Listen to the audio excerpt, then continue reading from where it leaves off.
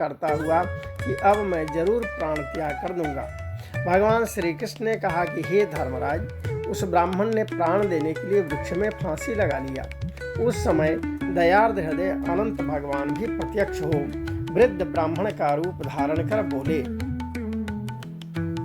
कि यहाँ आओ। यह कहकर कौंडिन्य का हाथ पकड़कर गुफा में ले गए। विभूतिर्मे तैश्चानन्तैरनन्तमभितेजसं कौस्तुभेन विराजन्तं वनमाला विभूषितम्।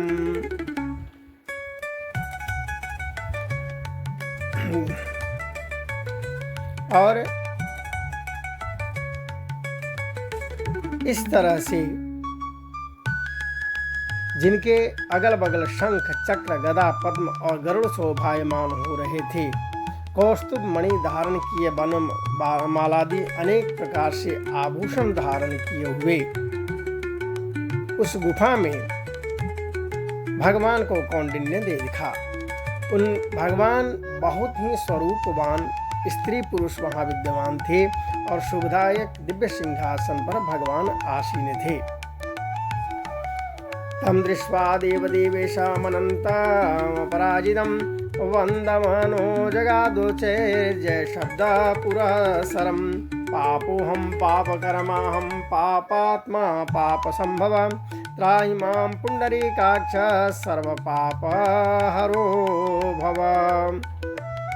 अतिशय प्रकाशमान स्वरूप वाले भगवान को देखकर उनके आगे ऊंचे स्वर से बोला कि हे प्रभु, आपकी जय हो। ऐसा कहकर तथा प्रणाम कर बोला कि हे नाथ, हे पुंडरीकाक्ष, हम पाप कर्म करने वाले, हमारी आत्मा पाप रूप है और हम पाप से ही उत्पन्न हैं, हमारी रक्षा करें। आप मेरे संपूर्ण पापों को हरने वाले हैं। तच्छ्रुत्वानंत देवेश प्राह सुस्निग्धया गिरा मां भयस्त्वं ब्रूहि विप्रेन्द्र यत्ते मनसि वर्तते। कौंडिन्य उवाच मया भूत्या बलिप्तेन त्रोटितोऽनन्तदोरकः तेन पापविपाकेन भूमिर्मे प्रलयं गता। स्वजनैः कलहो गेहेन कश्चिन्मा प्रभाषते निर्वेदाद् गमितोऽरण्ये तव दर्शनकाङ्क्षया।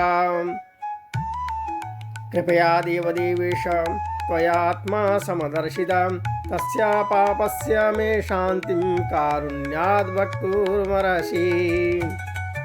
उस मुनि का वचन सुनकर अनंत देव भी बड़े कोमल वचन से बोले कि हे विप्रेंद्र, मत डरो, जो तुम्हारे मन में हो कहो। ऐसा सुनकर कौंडिन्य ऋषि बोले, हे प्रभु, मैंने धन से उन्मत्त होकर अनंत का डोरा तोड़ दिया। उस पाप कर्म से मेरा धन नष्ट हो गया। घर में अपने कुटुंबियों से कलह होती है, जिस कारण मुझसे कोई भी नहीं बोलता। इस तरह दुखी हो आपके दर्शन की इच्छा कर मैं वनों में भटक रहा हूँ। हे देवेंद्र, आपने कृपा कर अपना दर्शन दिया, अब मुझ पर दया करके उस पाप की शांति का उपाय कहिए। श्री कृष्ण उवाच तच्छ्रुत्वानंत देवेश उवाच द्विजसत्तम भक्त्या संतोषितो देवा किं न दद्याद्युधिष्ठिराम्। अनंत उवाच स्वगृहं गच्छ कौंडिन्या नो विलम्बं कुरु द्विजां चरानंद व्रतं भक्त्या 9 वर्षाणि पंचजां सर्वपाप विशुद्धात्मा प्रापिसे सिद्धिमुत्तमां पुत्रपौत्रान् समुत्पाद्य भुक्त्वा भोगान्यथेप्सिताम् अन्ते मत् स्मरणं प्राप्य मामुपैस्यस्य संशयम् अन्यच्च ते वरं दद्मे सर्वलोकोपकारकम् इदमाख्यानकवरं शीलानन्तव्रतादिकं करिष्यामि नरोजस्तु कुर्वन् व्रतमिदं शुभं सोचिरात् पापविनिर्मुक्तः प्राप्नोति परमां गतिं गच्छ विप्रागृहं शीघ्रं त्वया येनागतोऽसि।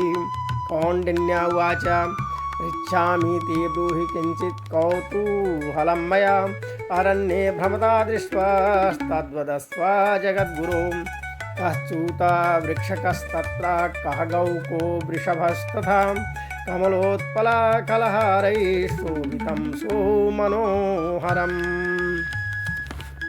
श्री कृष्ण महाराज बोले कि हे युधिष्ठिर, भक्त से प्रसन्न हो देवता क्या नहीं देते। ऐसे उत्तम ब्राह्मण की वचन सुनकर अनंत भगवान कहते हैं कि हे कौंडिन्य, तुम विलंब मत करो, अपने घर जाओ और भक्ति से 14 वर्ष तक अनंत का व्रत करो। इससे संपूर्ण पापों से छूटकर पुत्र पौत्र को उत्पन्न कर इच्छित भोगों को भोग तुम उत्तम सिद्धि को प्राप्त करोगे। अंत में मेरा स्मरण कर मुझको बिना संदेह प्राप्त कर सकोगे। हम संपूर्ण लोगों के कल्याण के लिए तुमको वरदान देते हैं। यह शीला का अनंत व्रताधिक श्रेष्ठ आख्यान और कल्याण करने वाला अनंत व्रत जो प्राणी सुनकर किया करेंगे वे शीघ्र पापों से छूटकर परम गति को प्राप्त होंगे। अनंत देव ने कहा कि हे ब्राह्मण, मेरे पास जिस मार्ग से तुम यहाँ आए हो उसी मार्ग से जल्दी घर जाओ। ऐसा सुनकर कौंडिन्य बोले, हे स्वामिन, मैं जो पूछता हूँ सो बताइए। जंगल में घूमते घूमते मैंने कुछ कौतूहल देखा। हे जगतगुरु, वह कहो। वह आपका वृक्ष कौन था?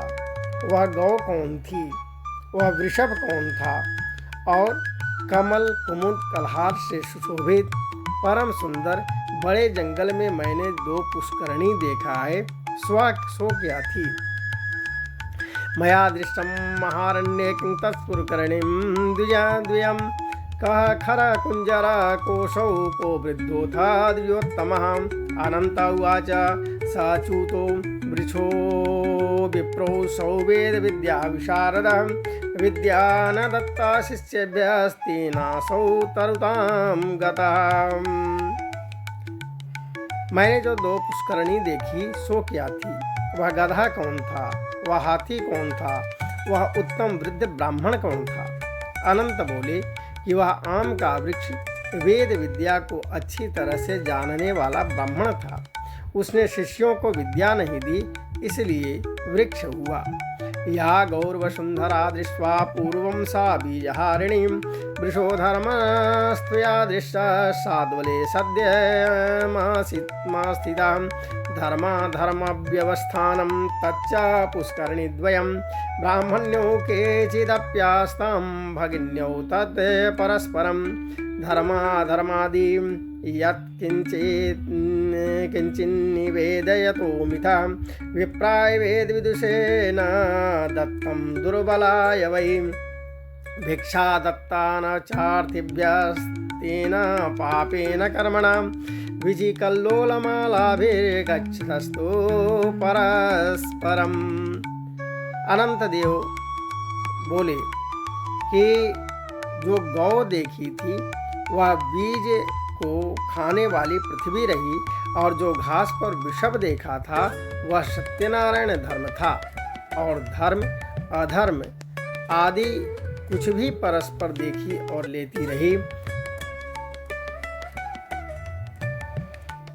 और वेद पाठ वाले ब्राह्मणों को नहीं दिया है, भिक्षुओं को भिक्षा नहीं दी है। उस पाप कर्म से उन दोनों का जल आपस में इधर का उधर होता है।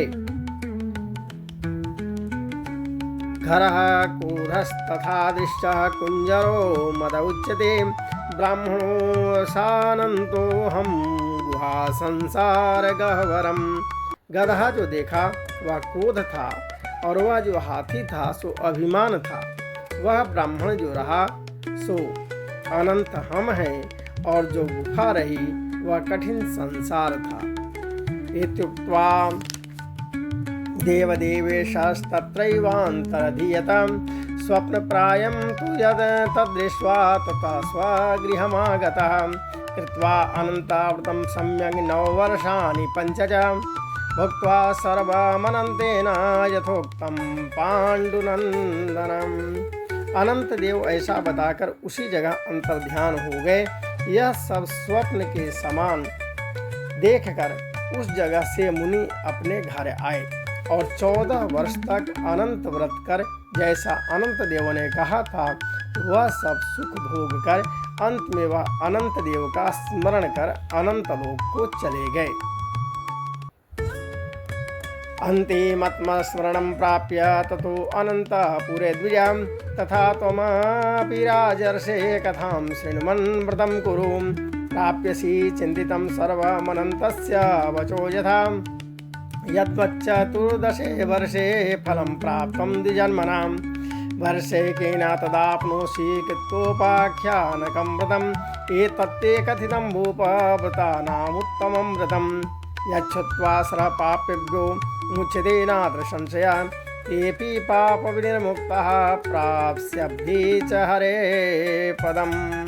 हे राजर्षि, तुम भी इस कथा को सुनो और व्रत करो। जिस प्रकार ब्राह्मण को 14 वर्ष में फल प्राप्त हुआ, तुमको भी उसी तरह अनंत देव की कृपा से सब इच्छित वस्तु एक ही वर्ष में कथा सुनकर व्रत करने से प्राप्त हो जाएगा। हे राजन, व्रतों में उत्तम व्रत मैंने कहा, जिसको सुन प्राणी सब पापों से छूट जाते हैं, इसमें संदेह नहीं है और हरि चरणों को प्राप्त होते हैं। संसार गहवर गुहासु सुखम विहर्तुं वांछति ये गुरु कुलोद्भव शुद्धा सत्वा संपूज्य च त्रिभुवने समनंत देवं वदनन्ति दक्षिण करे वरदूरकं ते। हे कुरुकुल में उत्पन्न युधिष्ठिर, जो शुद्ध विचार वाले प्राणी संसार रूपी गुफा में सुख से फिरने की इच्छा करते हैं, वे तीनों लोकों के स्वामी अनंत देव का पूजन कर दोरे को दाहिने हाथ में बांधती हैं। प्रेम से बोलिए श्री अनंत भगवान की जय।